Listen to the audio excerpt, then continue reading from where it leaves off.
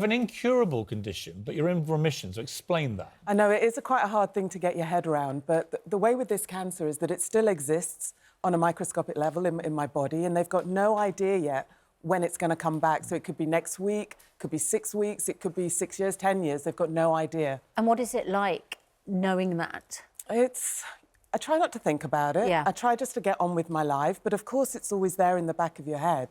But for a lot of people that live with this sort of disease, it's really difficult. Yeah. And actually the psychological impact of it can be one of the hardest things to deal with. And incredibly, that's a real strain. Yeah, it must be, extraordinarily difficult. Yet here you are, one of the most powerful tech people in the world, and you've just carried on as if nothing's happening. Well, there's different ways that people react to news like this. You know, some people look at their lives and throw everything up and go, I wasn't happy with my job, I wasn't happy with my partner, and throw it all up.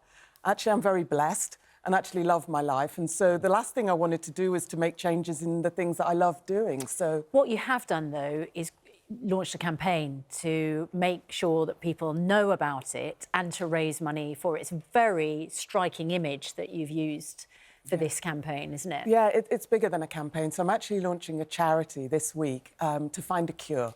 So I want to find a cure for follicular lymphoma, a cancer that no one's ever heard of. How many have it in this country? A few thousand people are diagnosed every year with it, and then they could live for 10, 20 years with it. And during that time, they could have 6 to 8 different rounds of chemotherapy and treatment, and each time getting, you know, a bit harder on their bodies. You launched it with this extraordinary picture. It's a ranking picture of you. Now, explain what that picture depicts. What I'm trying to show here is it's an invisible cancer. Nobody's heard of it. And so I'm trying to show that there's lymph nodes. These are your lymphs that go through your body. And I want people to be aware of this, because I don't think people know about blood cancer. I don't think people know that if you have a lump or if you've got night sweats or if you're feeling tired, that could be a sign of blood cancer. And especially if you're a woman, people go, oh, don't worry, it's the menopause.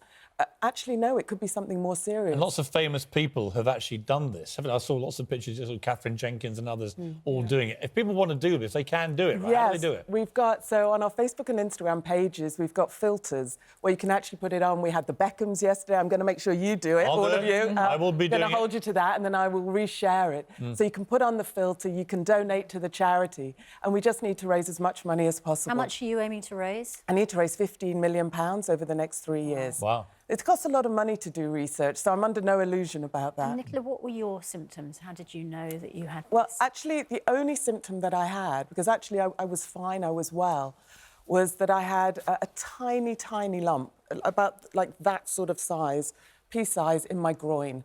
And you could really easily have just dismissed it, but that was a sign, and nothing else. I didn't have anything else. And OK, look, we've got to switch gears. Yes. Because you are, apart from being a very courageous lady who's gone through this extraordinary thing and are doing so much good, you're also one of the top bosses of Facebook in the world. And there are so many issues, so many things that come back to Facebook. Let's just go through some of them. First thing, this concept at the moment, we've got a big election coming here, big election in America next year.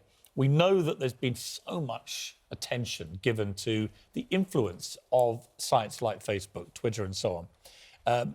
Facebook's position, Mark Zuckerberg, quite interesting position, that he doesn't see the platform, as he calls it, as a publisher, and therefore doesn't have the normal publisher restrictions, perhaps, on how political organisations and politicians advertise on Facebook, which means that people can pretty much put whatever they like up there, even if it has a nefarious influence over voters.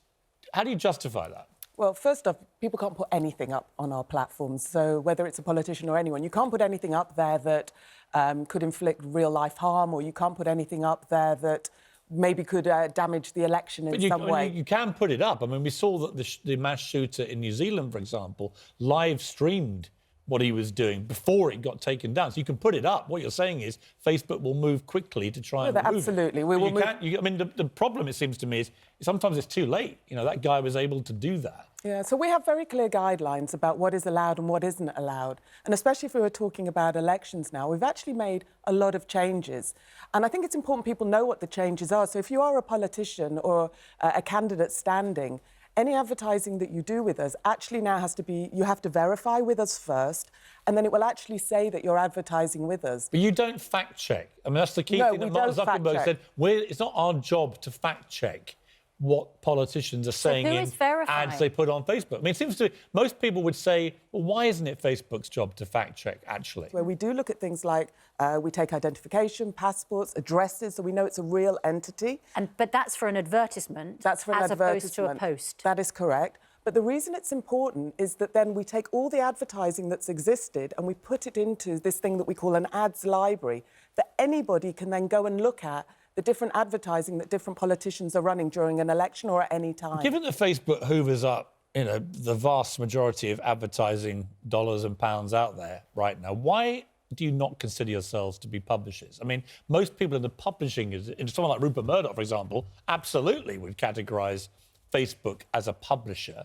Why do you shy away from the responsibility that would come with being a publisher, with the regulations that may go with it? Now, first off, Piers, we do not hoover up the vast majority of advertising out there. You do? We're a successful business. That is true. You take a lot of ad revenue from traditional media companies. I mean, that's an indisputable fact. Look, I'm not blaming you. No, we're a successful I'm not business, but we criticising do you. not have the majority. We do not have the majority. But your question is You about... do have the majority, don't you? No, we don't. What percentage of the ad revenue do you get? Media ad revenue? Globally, I think around 6%. Or I think 6% of the I bet total... nobody else gets that, do they? Pardon? Nobody else gets that, though. Nobody else what? Gets that kind of percentage. There are other companies that do well. Google. But to your question about what we are is a platform, because we are a place that people can put out their own stories, put out their own conversations. But you're not governed by the same regulation. I mean, I'm speaking with my old media hat on here. You're not governed. I'm a huge fan of Facebook, right? So and Instagram in particular, and you're a great user of it. And We love WhatsApp. seeing your stories. He loves his social media. And I suspect most people are, you know, a lot of people won't even be aware that you own Instagram and WhatsApp, for example. So I use all these things. So Instagram is tremendously powerful. It just seems to me, and Mark Zuckerberg, a genius, and I take my hat off to him. It just seems to me, though, that this reluctance to take on the responsibility of being a publisher allows you to basically step back and go, we don't need to have the same regulation as a TV show or as a newspaper. And it's a little bit like, well, you want your cake and eat it. You want all the money that comes from being a publisher in conventional sense, but you don't want to have the regulatory restrictions that we have to operate under. For example. No, so what we do have is a community guideline set of rules that we adhere to, that we publish the reports as to how we're doing. We published one recently about the sort of takedown that we have on things like terrorism or hate speech or self-harm, these different areas. And we're publishing that. But Mark Zuckerberg has also been very clear in the fact that he actually thinks there should be more regulation. And he looks to governments around the world to actually say that this would be a good thing. And up until the point that we have that, and we do have some already, things like GDPR came in, which I think was a good thing. We do have our own guidelines. Now, I love getting likes on my Instagram pictures. Yeah, but Instagram's going to stop them, Piers. And if you want to, by the way, won't see how popular if you're you are not following me on Instagram, you should be. I'm at Piers Morgan. I'm heading towards 800,000 big ones. But part of the fun of Instagram is posting a picture and seeing how many likes you get, and then seeing other people's pictures, how many likes they get. But of course, in Snowflake City that we now operate in, you're feeling this compulsion now because the snowflakes have all gone, it's all too competitive. Let me finish my question. Can I put a different point? Let me finish my question. OK, but it's just going on for quite a long time. No, I'm making the point, though, that likes are slightly competitive. And the arguments come back, well, it's too much pressure on people. It triggers their anxiety. To which I say, well, what's wrong with a bit of actually fun competition? What's the answer? And I would say, are you concerned that people get addicted to likes? And that's the negative side of social media. So the thing about actually our platforms, one of the things is that they're evolving all the time, and we are actually taking into consideration the different things that people tell us about the platforms. So we do tests all the time. Are you taking away my likes? Well, we might do, Piers. I don't want you to. Well, we might. Why? Why take the fun away? Just because a bunch of people who were weaned at school would have to get participation prizes so they can't deal with losing. But do you acknowledge that there is something addictive about social media? People spend a long time on Facebook. You can go on Instagram and suddenly it's it's hours later. Yeah, one of the things that I think is really important is that we want people, when they come on our platforms, to be enjoying the stuff that they're doing, that they should be interacting with, commenting, sharing. Those things matter. And actually, people scrolling endlessly is not a good experience. And so we do things to make sure that people are seeing the things from their family, from their friends, maybe from the broadcasters that they like, that they want to engage with. My pictures get more likes than Lord Sugar's. and you're going to take that pleasure away from me. And you're going to trigger my own anxiety about not knowing I'm more popular than Lord Sugar. I don't think you have that Anton Day. anxiety, Piers. I'm sure you will be absolutely fine. Final question before we let you go. Very interesting thing in the papers, I think I read yesterday, about revenge porn. Huge issue for all, I think, tech companies now. How do you stop people using the platforms to basically aggressively target ex-lovers or whatever it may be? And you've got this new, I mean, you can tell me, but from what I understand it, women, but it's mainly women who are the victims of this, but men as well, can give naked images of themselves to Facebook, have a digital imprint done of their naked body, which allows Facebook to then trawl their platform for anyone trying to put that up there. It sounds radical and new. Tell us about that. Yeah, it is. I mean, there's no place for anything like this on our platforms, and we want to be able to do everything that we can to be able to help and to be responsible. So there is something where you can, if you like, take a digital fingerprint of a picture, and then you can just make sure that it doesn't exist anywhere on our platform. The big question will be trust. My understanding is that if you give yourself a naked picture to Facebook, they have it for 7 days and then it gets deleted. But there's been a lot of issues with Facebook and trust. How can you, in light of those issues, persuade people that they can trust Facebook with their naked picture to get rid of the problem?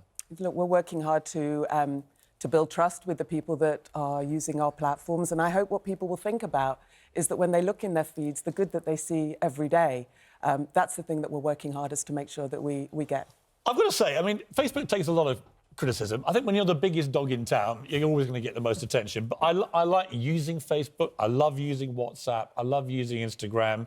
For all the bad stuff that we throw your way, we should also acknowledge these are three pretty amazing platforms. We all use them. We all enjoy them. So I don't want to end on a negative. I want to end on a thank you. I love using this stuff. So thank you, Facebook. He spends hours scrolling. Piers, we love having you on the platform, so keep posting away every day. We I love like to it. think, you know, and if you are not following me, at Piers Morgan, come on, get my numbers up. Come on, up you go. Nicola, it's absolutely lovely to see you. Yeah. Thank you so much. And I'm going to go and good do luck the with Instagram thing for your charity. Yes, And if you can do that... And donate. How can they get there quickly to work out what to do? Go to the Follicular Lymphoma Foundation on Facebook or Instagram. Excellent.